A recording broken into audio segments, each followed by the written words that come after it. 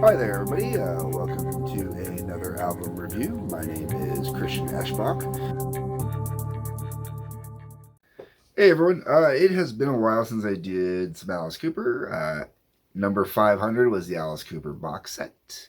Haven't done any since then, and if you're one of my regular viewers, you know I usually do odd numbers that end with 9, 19, 39, 59, 79, 99. Usually when I do Alice Cooper reviews. Well, here we are at 39, so we're going to do Alice Cooper Schools Out. Now, this one is the reissue. I am going to be doing all the reissues. I've already done the Killer reissue. I do have the Billion Dollar Babies reissue. I will have the Muscle of Love reissue soon enough. Schools Out reissue. Now, unlike when I covered the Killer reissue, I have not covered the Schools Out album. So I am going to cover both the album and the bonus material. I'm going to actually cover the bonus material first on this one. And what you have for the bonus material is you have Live in Miami, Florida, May 27th, 1972. With a track list of Be My Lover, You Drive Me Nervous, Yeah, Yeah, Yeah, I'm 18, Halo of Flies, Dead Babies, Killer, Long Way to Go, School's Out, Isn't My Body. So downside of this is on those tracks, you only get Schools Out as the only song off of here. The interesting part, and the part that I find really cool about that track listing, is a lot of that track listing showed up on the Killer album as well. A good chunk of it even shows up on the Billion Dollar Baby album for the bonus content. And you get to hear how the songs themselves evolved and changed live. You know, the original band didn't always do it exactly the same, which is really, really cool. It makes it really worth having these different renditions. And then for additional bonuses, you've got the single version of Schools Out, the single version of Gutter Cats, an alternate version of Alma Mater, and an early take for Elected. Now, the alternate version of Alma Mater and the early take of Elected are previously unissued, whereas Schools Out and Gutter Cats, I believe, were both on the box set. Plus singles, so they were released as singles. Okay. Let's get into the album itself. Oh, by the way, the alternate version of Alma Mater was fantastic. I really digged it. And the early version of Elected, that one's kind of weird to talk about and say the early version of Elected, because the early version of Elected was actually Reflected, which I have covered. So it's okay. Let's get into the album. All right, we got the title track "School's Out." Everybody should know "School's Out." You know, man, that legendary. You know, just love that song, man. Just love that song. That is the song that honestly got me into Alice Cooper. You know, very first Alice Cooper song I ever heard that I knew of as Alice Cooper. My parents said, "Yeah, it's Alice Cooper." Blah blah blah. My parents were Alice Cooper fans. They had no problem blasting it out for me. Fell in love, and realistically, fell in love with this album. This album in general is highly underrated. It really is. Now, everybody obviously thinks of the title track "School's Out" when it comes to this album, and that's understandable. And most people will say that's really the only song on this album. Well, it honestly was the only true successful single off of this album. And realistically, it is the Alice Cooper song that will live forever. But the rest of this album, man, you're talking some real friggin' meat and potatoes, man. Like, oh, I can dine off this. I honestly will put this album and skip Schools Out, go straight to track 2, and just let it run from there, man, because that's where it is for me on this album. So you got Looney Tune, man. Oh, this one is just awesome. This album is soaked in so much blues and jazz. It is unreal. This album is just so dirty and sexy at the same time, man. And Looney Tune is just what sets everything off and gets it all going. It's just fantastic. Then you get into Gutter Cats versus the Jets. Now, for those that do not know, Gutter Cats versus the Jets is partially based off of Sharks versus the Jets from West Side Story. You know, the way you're a jet all the way. Okay, so Gutter Cats versus the Jets is uses that bit of it and plays with the lyrics and whatnot. Like, okay, so oh, where's the little book here? Just because I can't remember the names of the original writers, so I got to pull out the book here.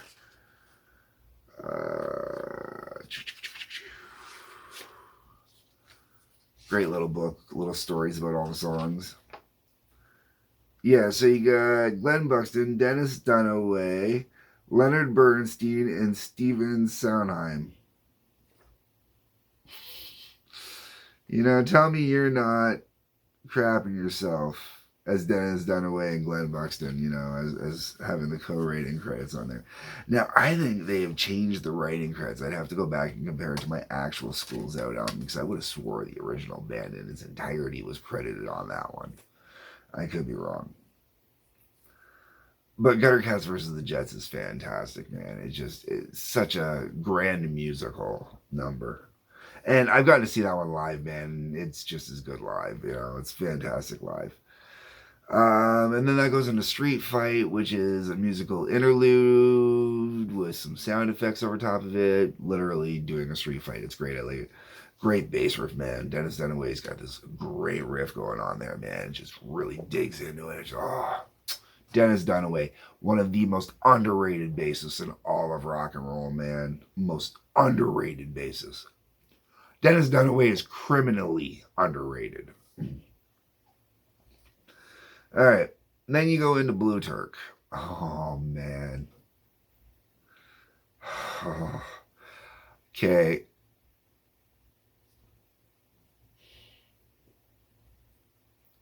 Everybody knows the two main Alice Cooper Necrophilia songs. Everybody knows Cold Ethel. Everybody knows I Love the Dead, okay? One he gets guillotined during, the other one he dances with a doll during that comes to life, and then they later go and, Okay, so there is one other one that was in there, and it flies under the radar all the time. That's Blue Turk. Blue Turk, I have heard from multiple sources, multiple locations. Even if you listen to the lyrics and whatnot, you can hear it in there. It is a necrophilia song as well.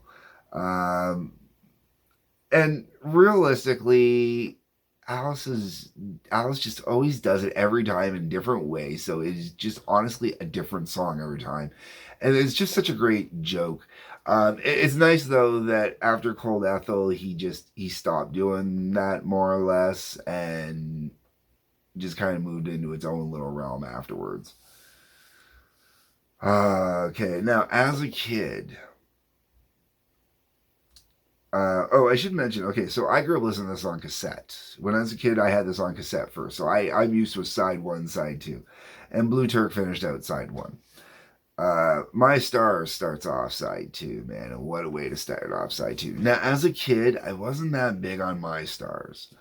Didn't really get into it that much because I didn't realize what it was about. I didn't realize that My Stars was literally an homage to the movie The Day Earth Stood Still, or sci-fi in general, kind of, that idea of a kid looking at sci-fi and whatnot.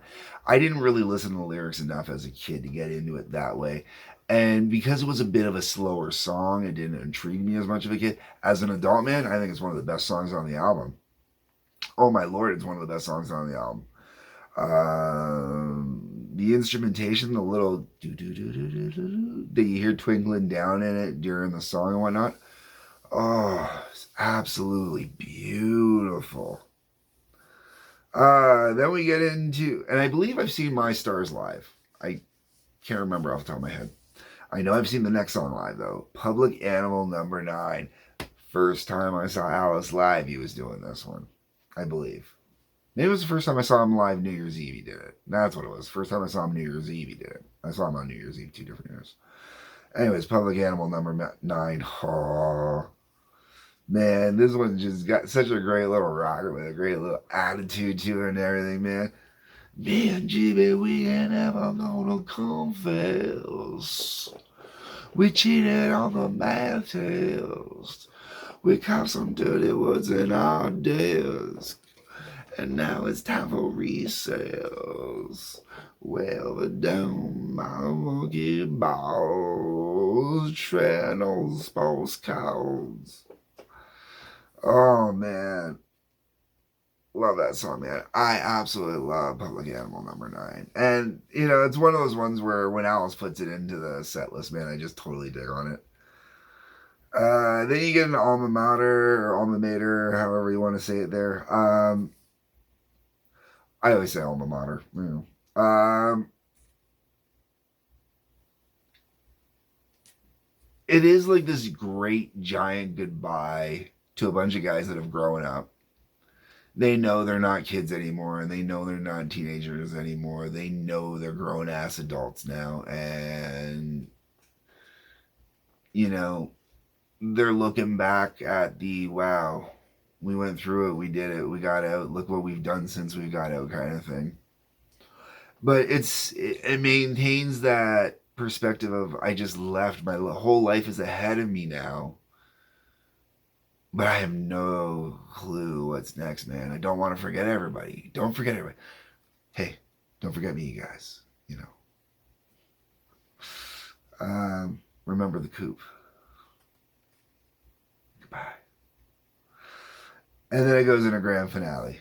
And then grand finale is just great, man. That's a great instrumental thing at the end. Grand finale, I don't think anybody outside the band is credited on that one. Let me do a double check on that one too. Where are we? Oh, no, that one is as well. Okay, yeah. Mac David, Leonard Bernstein, Bob Ezrin, Alice Cooper, Neil Smith, Dennis Dunaway, and Glenn Buxton. Weird Michael Bruce isn't on that one. But yeah, that's another one where it's got some great, parts taken out of other. That's why I had to double check to make sure. Parts taken out of other musical instrumental parts. Whatnot has that grand conclusion, that grand finale. Like it does what it says.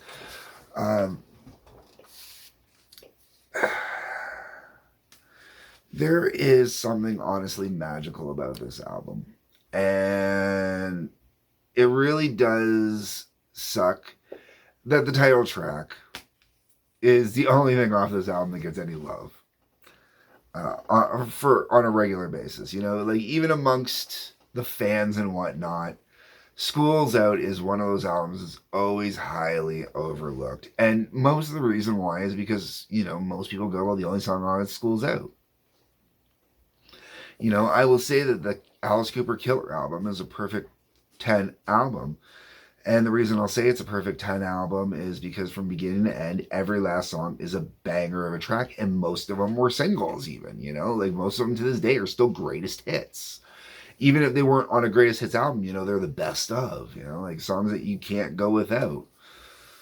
I think there's only 2 songs from the Killer album that was left out of the box set. That's You Drive Me Nervous and Yeah, Yeah, Yeah. Whereas in this case, with this album, almost every song was left out of the box set, sadly. The whole way around, though, I really do. If you really want to get into some great, real cherry instrumental music based Alice Cooper, oh man, I would say this is the band honestly at peak instrumentation. Don't get me wrong.